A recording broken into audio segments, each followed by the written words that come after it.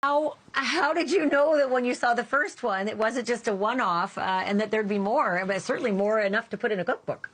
Totally. Well, the first one I learned about, I truly thought was the first one. There's a woman named Naomi who's buried in Brooklyn, New York, and she has a Spritz cookie recipe on her gravestone, and it was her special recipe that she would make during the holidays. And I thought, that is so cool. I've never even seen that before. I just thought it was the most unique idea. And, while researching Naomi, I learned there was a woman with fudge recipe and a woman with her Christmas cookies.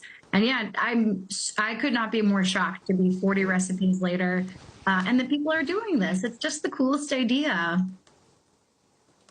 So I saw Dr. Death's ranch. That was pretty ominous, whoever Dr. Death is, and decided to put it on his tombstone.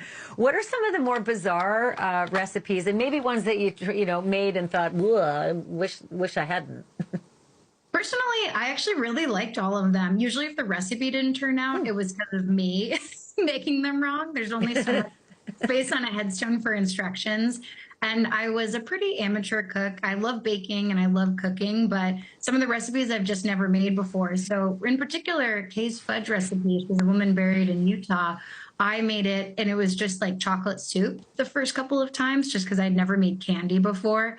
I had no idea what a fudge slab was. I didn't know what cooking something to the softball stage was. And so usually I would say it was on me if the recipe didn't work out. And so it's actually been working with the families that I learned of how to make the recipe correctly. And, some of these recipes, they had perfected it over the course of like 60 years. So I definitely still have a lot more work ahead of me to getting to closer to what they used to make.